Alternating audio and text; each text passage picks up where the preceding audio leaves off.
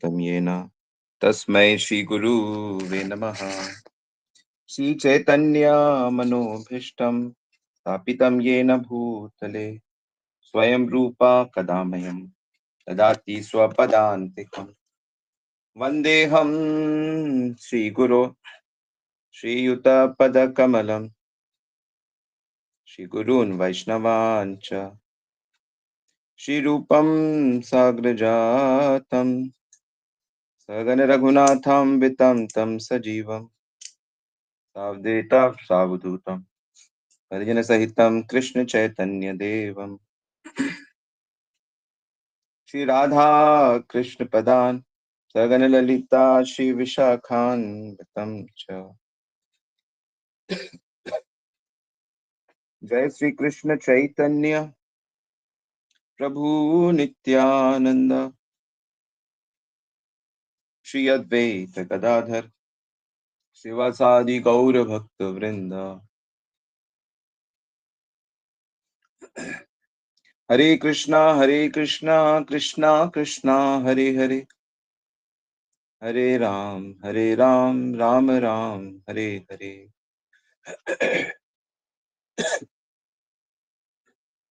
हरे कृष्णा, सभी का बहुत बहुत स्वागत है नित्य श्रवण की कथा में। और जैसा आप जानते हो कि हम लोग श्री चैतन्य महाप्रभु की महान शिक्षाओं की चर्चा कर रहे हैं। और महाप्रभु की सबसे मुख्य शिक्षा क्या है कि हम लोगों को भगवान से माधुर्य प्रेम करना है। प्रेम माधुर्य, ऐश्वर्य प्रेम नहीं करना है। ऐश्वर्य प्रेम का मतलब होता है जैसे कोई व्यक्ति है, वो बहुत धनवान है, बहुत बलवान है, बहुत सुंदर है, बहुत ज्ञानी है, उस चीज के कारण उससे प्रेम करना। तो ऐसे व्यक्ति से आप मिलने जाओगे तो उसका घर बहुत आलीशान होगा, उसके कपड़े बड़े महंगे होंगे, उसका एक जैसे भगवान श्री कृष्ण ने जब अर्जुन को अपना विश्व रूप दिखाया, वो होता है ऐश्वर्य। जैसे ये पूरा ब्रह्मांड है, ये पूरा ऐश्वर्य है भगवान का। इतने ग्रह नक्षत्र, कोई अंत नहीं है। मतलब भौतिक जगत ही उनका अंतहीन है, तो आध्यात्मिक जगत की तो क्या बात कहें। जबकि भौतिक जगत तो 25% है, आध्यात्मिक जगत 75% है। तो हम तो वैज्ञानिक, हमारे इतने बड़े बड़े वैज्ञानिक, इतने बड़े बड़े यंत्रों के साथ भी कोई ओर छोर नहीं पता कर सकते। तो भगवान से जो प्रेम होता है ना, वो ऐश्वर्य के कारण शिथिल हो जाता है, कम हो जाता है। जैसे कोई आपका दोस्त बहुत अमीर बन गया, प्रधानमंत्री बन गया, बहुत धनवान बन गया, फेमस बन गया, तो उस उनके जो दोस्त है ना, उनके उनकी जो दोस्ती में वो बात नहीं रहेगी जो बचपन में एक साथ खेलना कूदना, एक दूसरे को छेड़ना, एक दूसरे को लात मारना, वो जो अपनत्व है ना, वो कम हो जाता है। जैसे जैसे हम बड़े होते हैं, हमारी दोस्ती कमजोर हो जाती है। तो ऐश्वर्य प्रेम को शिथिल कर देता है। तो भगवान की प्राप्ति ऐश्वर्य के साथ जो करना चाहते हैं, वो विष्णु की आराधना होती है। विष्णु ऐश्वर्य के स्वामी है, लेकिन जो भगवान है उनका ही, उन्हीं भगवान विष्णु, वही भगवान कृष्ण, वही कृष्ण का विष्णु रूप। आप कैसे भी इसको देख सकते हो। वैष्णव लोग कहते हैं ना, श्री कृष्ण उनका ओरिजिनल रूप है। तो श्री कृष्ण रूप में वो अपने ऐश्वर्य को अपने प्रेम से ढक के रखते हैं। इसलिए उनका जो निवास स्थान वृंदावन है, बहुत सिंपल है। सिंपल झोपड़ियां हैं, सिंपल महल है। नंद महाराज का सुंदर महल है, लेकिन वो सिंपल है। गाय हैं, बछड़े हैं, मिट्टी है, ब्रज मिट्टी, ब्रज की रज, प्यारी रज, गोपियां हैं, सादगी है। तो भगवान अपनी भगवत्ता को छुपा देते हैं कि मैं भगवान भगवान नहीं हूं, मैं कृष्ण हूं। I am son of Nand Maharaj, I am son of Yashoda Mata ji, I am friend of Madhumangal Subal, I am lover of Radha Rani gopis. तो ऐश्वर्य, शिथिल, माधुर्य, प्रेम, अपनापन बड़ा हुआ है, वो हमको प्राप्त करना है। इसको कहते हैं भगवत प्रेम। भगवत प्रेम। तो तो भगवान के प्रति कितने जो भाव हैं, उसमें सबसे सुंदर भाव प्रेम का भाव है। अब दूसरे दूसरे धर्मों में है, उससे डरना है, उससे डर के रहो, वो नरक में डाल देगा, ये डरा, ये भी धर्म है कि उससे डर के इसलिए बहुत से लोग परेशान है धर्मों से। अरे, नरक में डाल देंगे, कढ़ाई में उबाल देंगे। कोई अगर कहे कि आप ये करोगे तो आप नरक में जाओगे, जैसे कि मांस खाना है, शराब पीना है, अवैध संबंध करना है, हत्या करना, हमारे शास्त्रों में सब दिया गया है। लेकिन थोड़ा बुद्धि से सोचिए, कुछ शास्त्रों में दोनों बातें कही गई हैं। क्या बात कही गई है? कि अगर कोई ऐसे पाप करेगा तो वो नरक में जाएगा, अच्छी बात है, कोई जाना नहीं चाहता, लेकिन कार्य तो सभी के ऐसे ही हैं। मॉडर्न जमाने में मॉडर्न जमाने में मैं बताता हूँ, जैसे मैं तो एक जेरोक्स कंपनी में नौकरी करता था, कॉर्पोरेट वर्ल्ड में, तो वहां की पार्टीज में सिर्फ यही गंदगी होती है। सिगरेट, शराब, स्त्री, मांस, जुआ, यही सब होता है, सब पाप होते हैं। तो सभी नरक में जाएंगे क्या?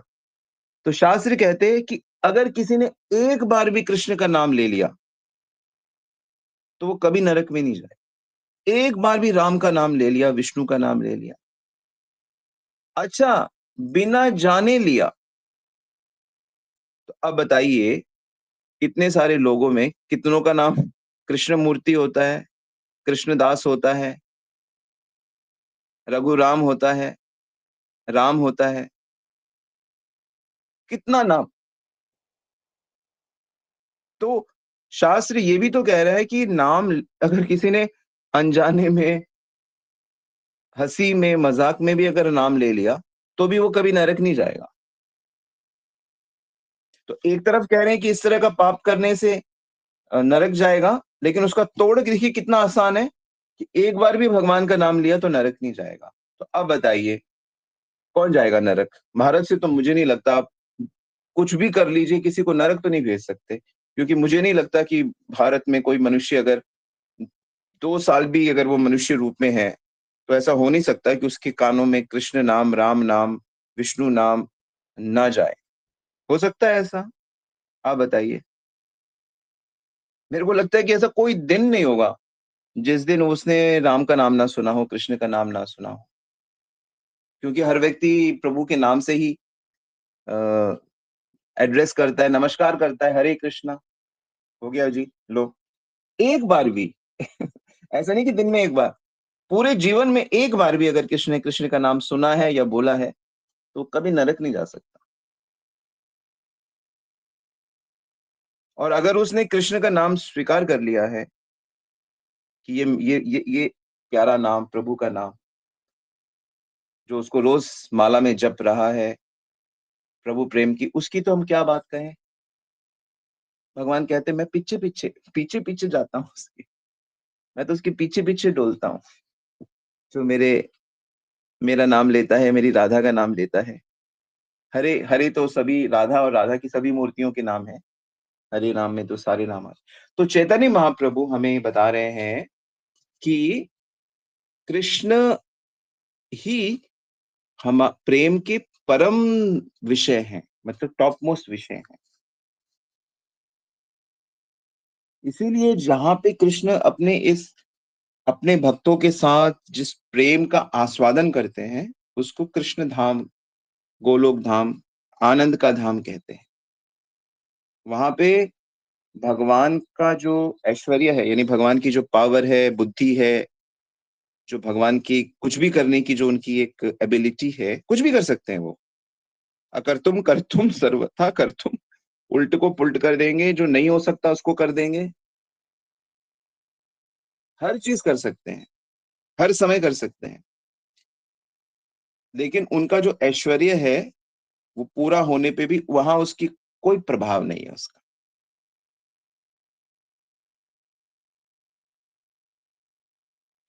वहाँ सब कुछ मधुर मधुर है, मधुर। सब कुछ आनंदमय है, चाहे वहाँ का फल हो, फूल हो, वहाँ की घास हो, वहाँ की गैया हो, वहाँ की प्रजा हो, वहाँ के उनके सखा हों, वहाँ क्या गोपियाँ हो, ये उनका सेटअप है। प्रेम को रिलिश करने का जो सेटअप है, जैसे कोई भी कहानी होती है, उसको हम पूरी तरह से रिलिश करेंगे तो उसका एक एक कुछ तो बनाएँगे ना, कि ऐसा घर होगा, ऐसी सड़क होगी, ऐसा सामान होगा, कपड़े होंगे, खान-पान होगा। जैसे कोई भी फ़िल्म होती है, कोई भी स्टोरी होती है। तो प्रेम का आस्वादन करने के लिए स्पिरिचुअल वर्ल्ड में जो बैकग्राउंड है, टॉप मोस्ट बैकग्राउंड, वहाँ जमुना है, गोवर्धन है, वृंदावन में 36 वन हैं और भी बहुत वन हैं, 12 मुख्य वन, 12 उपवन।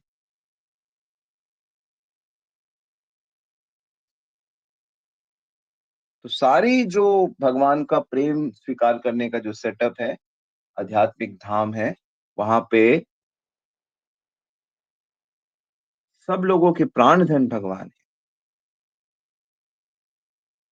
भगवान वहाँ पे जितने भी भक्त हैं, उन सब अपने को उनके बराबर कर लेते हैं और कहीं-कहीं पे तो अपने को उनके अधीन कर लेते हैं, नीचे कर लेते हैं।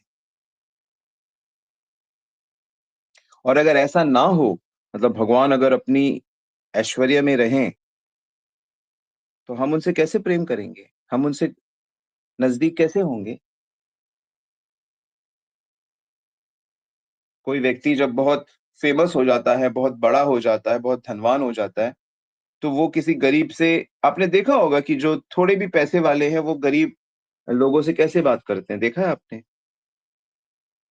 "ऐ इधर आओ।" मतलब उनकी जो एक्शन है, उस एक्शन में ही उनका वो प्रभाव रहता है। सादगी, सादगी चली जाती है और बिना सादगी के प्रेम नहीं हो सकता। प्रेम हमेशा ऐश्वर्य माइनस होने पे ही होता है। और हम लोग इस संसार में कैसे जीते हैं? हम अपने ऐश्वर्य को बढ़ाना चाहते हैं। हम बढ़ाना चाहते हैं और ऐश्वर्य के अहंकार से हम फिर अपने परिवार में, अपने उसमें प्रेम को हमें मिलता ही नहीं प्रेम, क्योंकि उस वो तरीका ही नहीं है प्रेम का। हमें तो ऐसा बनना पड़ेगा कि ऐश्वर्य होते हुए भी हम उससे प्रभावित ना हों। ज्ञान होते हुए भी, बल होते हुए भी, सुंदरता होते हुए भी हम उससे प्रभावित ही ना हों। ऐसे पे और फिर दूसरा ज चलो हम मान लो ऐसे बन भी जाते हैं और दूसरा जो हम जिसके साथ प्रेम का व्यवहार करना चाहते हैं, वो ऐसा नहीं है, वो ऐश्वर्य के पीछे भागने वाला है, तो हम दोनों का कैसे प्रेम होगा? तो जो लोग ऐश्वर्य के पीछे भागते हैं, वो प्रेम नहीं कर सकते, वो काम होता है, उनका काम होता है कि तुमसे मैं मतलब साधूँ, तुम मुझसे मतलब साधो।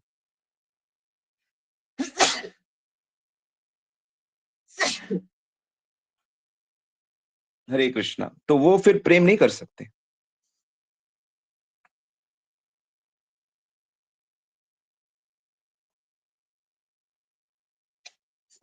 इसीलिए जो दोस्ती स्कूल में बच्चों में होती है, वो दोस्ती बड़े होके नहीं हो पाती।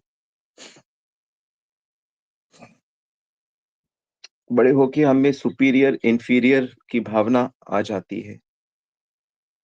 और भगवान जो तो सोचो भगवान के लिए कितनी बड़ी समस्या है कि मतलब उनसे महान तो कोई हो ही नहीं सकता है। पर ऐश्वर्य होने में सुख नहीं होता। भगवान कहते हैं ना, जो मूल तत्व है, सबसे बड़ा तत्व है अगर कुछ है, वो प्रेम है। और वो प्रेम इतना महान है कि वो सबको अपने भीतर ले सकता है। तो ये चीज़ चैतन्य महाप्रभु हमें देने के लिए आए हैं कि वृंदावन वासी जिससे जितने अपनत्व के साथ भगवान से प्रेम करते हैं, वो प्रेम इस मनुष्य जीवन में हरे कृष्ण महामंत्र जप करके तुम भी प्राप्त कर लो।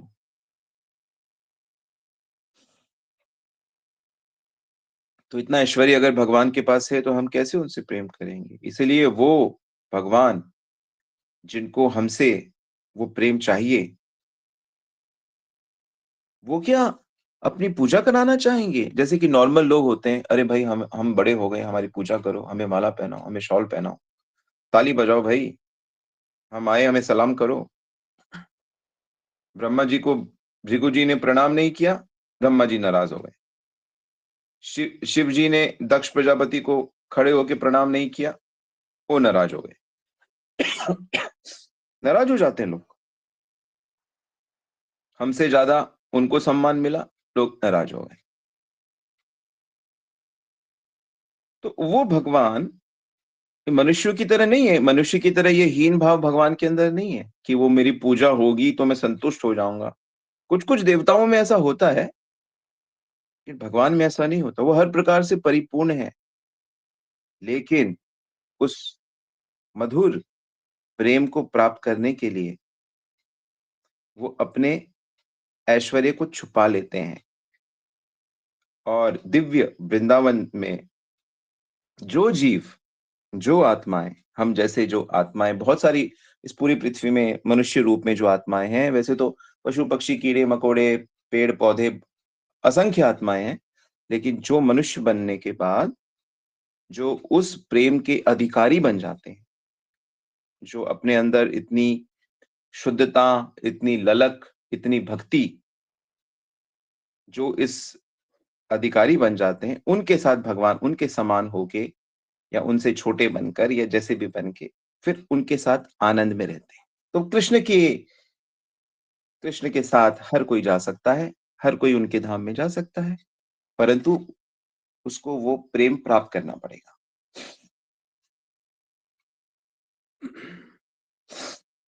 तो उसको प्राप्त करने के लिए ये सारी जिद्दोजहद है। तो पहली चीज़ क्या चैतन्य महाप्रभु सिखा रहे हैं कि सबसे पहले उस प्रेम को ही हमें अपना लक्ष्य बनाना पड़ेगा कि श्री कृष्ण को छोड़कर और किसी को प्रेम का विषय हम नहीं बनाएँगे।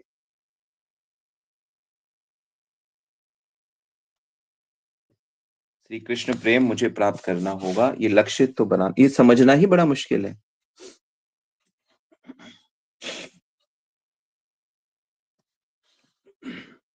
तो जब तक भगवान के प्रति वो प्रेम यानी कि जिसको हम लोग राग कहते हैं, राग, लगाव। राग का मतलब होता है लगाव।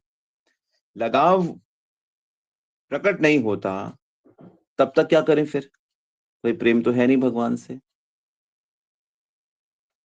तो हमको 2 विधियों का पालन करना पड़ता है। हमें ये समझ में आ गया कि हमें भगवान से प्रेम नहीं हुआ है, हम संसार में ही सुख ढूँढ रहे हैं, तो अपने कर्तव्य बुद्धि से हमें 2 विधि को पालन करना पड़ता है, श्री कृष्ण के प्रेम को प्राप्त करने के लिए। कौन से 2 तरीके हैं? 2 रास्ते का नाम बता रहा हूँ, चैतन्य महाप्रभु बताते हैं। तो गंभीर रूप से बहुत विचार करने पे समझ में आता है कि कृष्ण प्रेम की प्राप्ति 2 मार्गों से होती है, एक विधि और एक राग। विधि नियम का नियम पालन करके उस ओर चलना और एक लगाव हो गया, लगाव के साथ चलना। लगाव होना मुश्किल है, लगाव होने का हम इंतज़ार करेंगे। लगाव हो जाता है तो फिर नियमों की ज़रूरत नहीं है। लगाव जब हो गया भगवान से तो कोई नियम की ज़रूरत नहीं है। लेकिन जब तक लगाव यानी कि प्रेम नहीं होता, तब तक नियमों को पालन करना पड़ेगा। तब तक तो बहुत ईमानदारी से ना नियम का पालन करना पड़ेगा।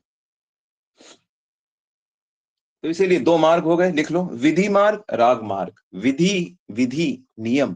विधि मार्ग। कई बच्चों के नाम होते हैं ना विधि। हमारी एक स्टूडेंट है, बड़ी अच्छी सिंगर है, उसका नाम है विधि।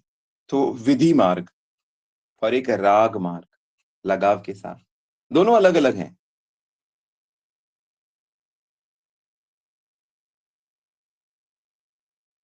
तो इसीलिए हम लोगों को अभी इस समय विधि मार्ग को अच्छे से समझना पड़ेगा और उस पे पूरा विश्वास करके उसका पालन करना पड़ेगा। लोगों लोगों के जीवन में बहुत नियम है। अरे हम तो सुबह उठ के ये करते हैं, अरे हमको तो ये चाहिए, अरे हम तो बहुत से लोग आप जब बात करते हैं तो बहुत से नियमों की बात करते हैं लोग। लेकिन जिन नियमों में भगवान का विश्वास कम है या भगवान की प्राप्ति का की व्यवस्था नहीं है, लक्ष्य नहीं है, वह नियम, वह जीवन चाहे जितना ही चमकता हुआ यशस्वी दिखे, उसमें कोई बात नहीं है।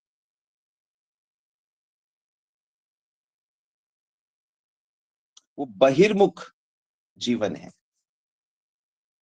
जिस नियमों में भगवान के प्रति झुकाव नहीं है, भगवान का आश्रय नहीं है, भगवान का के प्रति समर्पण नहीं है, भगवान के प्रति अपनत्व नहीं है, वो विधियां बेकार। इसलिए हमारी विधि भी दो टाइप की होती है। ध्यान दो, हमारी भी ईश्वर प्राप्ति की जो जो ईश्वर प्राप्ति की जो नियम हम पालन करेंगे, उसमें भी दो टाइप होता है। क्या टाइप होता है? एक तो मेन होता है, मेन मुख्य मुख्य विधि, वेरी इंपॉर्टेंट, डायरेक्ट। और एक होता है प्राइमरी, गौण। प्राइमरी विधि मतलब ये भी जरूरी है, लेकिन ये मुख्य नहीं है, ये आसपास चलेगा। जैसे कि सुबह जल्दी उठना। सुबह जल्दी उठने से भगवान नहीं मिलेंगे आपको। स्नान करना, दिन में 2 बार कम से कम स्नान करना, स्नान करने से आपको भगवान नहीं मिलेंगे। साफ कपड़े पहनना, साफ कपड़े पहनने से भगवान नहीं मिलेंगे। तिलक लगाना, तिलक लगाने से आपको भगवान नहीं मिलेंगे। कंठी पहनना, कंठी पहनने से आपको भगवान नहीं मिलेंगे। मंदिर जाना, मंदिर जाने से आपको भगवान नहीं मिलेंगे। मतलब मिलेंगे वहां पे, खड़े हुए मिलेंगे, बैठे हुए मिलेंगे, भगवान के विग्रह मिलेंगे, लेकिन आप उनको वैसे नहीं प्राप्त कर सकते कि भाई चलो भाई गए। और क्योंकि ये तो प्राइमरी विधि है। आपको मेन, सॉरी, सेकेंडरी विधि है। मुख्य विधि जो है वो आपको करनी पड़ेगी। वो क्या है मुख्य विधि? वो मुख्य विधि जो होती है उसको बोलते हैं ये नवदा भक्ति। मुख्य विधि आपको करनी है, और वो मुख्य विधि का जो पहला विधि है वो आप लोग अभी कर रहे हो। क्या कर रहे हो अभी? आप श्रवण कर रहे हो ना? सुन रहे हो कि नहीं सुन रहे? और आप लिख रहे हो। मैं जैसा बोलता हूं, लिखना ही सुनना है, लिखना ही सुनना है। बिना लिखना नहीं सुन रहे आप। तो जो लिख रहे हैं मेरे हिसाब से वही सुन रहे हैं, और जो नहीं लिख रहे हैं वो प्लीज मोबाइल में लिख लो मेन मेन पॉइंट। प्रभु जी ने बताया मुख्य विधि, गौण विधि, मेन और सेकेंडरी विधि। मुख्य विधि क्या है? नवदा भक्ति। क्या है नवदा भक्ति? क्या है नवदा भक्ति? पहला, उसमें 9 है। पहला, भगवान के बारे में सुनना है, रोज सुनना है, सुनना है, सुनना है। ये नहीं कि आज सुना कल नहीं सुना फिर नहीं सुना, ये सुना नहीं। रेगुलर सुनना है, जैसे खाना है। रेगुलर सुनना है भगवान के बारे में, रेगुलर पढ़ना, जैसे पढ़ना सुनना। तो आप लोग पालन कर रहे हो इसका? कुछ लोग पालन कर रहे हैं, बहुत अच्छी बात है। कुछ लोग कभी करते हैं, कभी नहीं करते, कभी सुन लिया, कभी नहीं सुना। अरे अरे नहीं नहीं, ये तो, इसके बिना मेरा दिन पूरा नहीं हो सकता। मुख्य विधि छोड़ दी। अब आप मुझे बताइए कितने लोग ऐसे हैं जो इस विधि को जिन्होंने बना लिया इंपॉर्टेंट, मेरी लाइफ का अंग। बताइए कितने लोग हैं? नहीं नहीं, मैं आप लोगों की नहीं बात कर रहा, मैं उनकी बात कर रहा हूं जो आसपास आपके घर में, आपके दोस्तों में, आपके सर्कल में कितने लोग हैं। तो आप उनकी मदद करिए कि भाई भगवान के बारे में डेली सुनने को अपनी मुख्य विधि बनाइए लाइफ की। ये कभी इधर सुना उधर सुना, इसने वो कहा, जी प्रभु जी, इन्होंने महाराज जी ने, वो प्रभु जी ने। ओ ठीक है, एक जने से ठीक, एक टीचर से ठीक से तो सीखो। आज गणित की क्लास में यहाँ बैठ गए, कल उधर बैठ गए, कल उस क्लास में बैठ गए, कभी इस क्लास में बैठ गए, ऐसे थोड़ी होगा। सिस्टमैटिक चीजें समझनी पड़ेंगी ना टीचर से। शिला प्रभुपाद एक टीचर थे और एक टीचर से सबने सीखा, और इसीलिए ये हरे कृष्ण आंदोलन पैदा हो गया, क्योंकि वो एक मुख्य विधि का पालन हजारों लोगों ने किया, उसमें भी सब नहीं कर पाए ऐसे। तो जहां जहां पे, जिन जिन सर्कल में इस बात पे जोर दिया जाता है और इसकी गंभीरता को समझते हैं, वहां वहां पे भक्ति बड़ी सुंदर हो रही है, बड़ी मीठी हो रही है, बड़ी बड़ी मधुरमय हो रही है, साधना इतनी अच्छी हो रही है। और जहां जहां पे मनमाने तरीके से हो रहा है, वहां फिर वैसा ही हो रहा है। कहते अरे यहाँ तो भक्ति ठीक नहीं हो रही, यहाँ तो ये हो रहा है खींचातानी, यहाँ दोष परदोष ये सब ही चल रहा है, क्योंकि मुख्य विधि को आपने अभी अपना लाइफ एंड सोल बनाया ही नहीं। कभी सुन लिया, नहीं सुना नहीं सुना, आपको कोई बोलने वाला नहीं। गुरुदेव ने नित्य भागवत क्लास रखी है हर सुबह सुबह, कि भाई चलो मेरे शिष्यों से सुनो या मैं कभी सुनो। लेकिन उसमें मैं देखता हूँ कि शिष्य तो है 2,500 और आते कितने, कभी 150, कभी 200। तो कभी गुरुजी आ जाते हैं तो चलो 250 लोग आ जाते हैं। बहुत कम लोग हैं जो रेगुलर सुनते हैं, नहीं सुनते।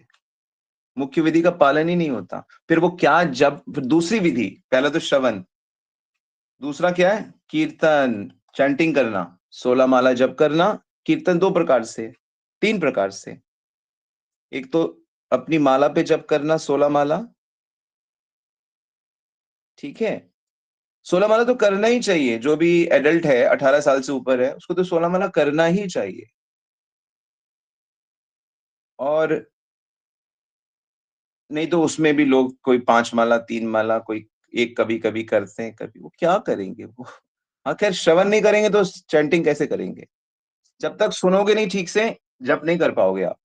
तो और जप का भी विधि है, एक तो है कि माला पे करो, दूसरा है कि आपको जोर से भी गाना है, कीर्तन भी करना है, आपको आपको कीर्तन भी सीखना है, कम से कम करताल और मृदंग और हारमोनियम, इन तीनों में से दो चीजें जरूर सीखनी है आपको। अब मेरे साथ हो तो सीखनी ही पड़ेगी। करताल, मृदंग, हारमोनियम में से दो चीजें जरूर सीखनी है। और एक मन मन में करो, जब मन मन में भी जप होता है, अब लेटे हुए हो, थके हुए हो, माला नहीं हो रही तो मन मन में जपो, चलते चलते मन मन में बोलते रहो। तो जब आप इस चीज को अपना लेते हो, कीर्तन आपने अपना लिया, श्रवण कीर्तन,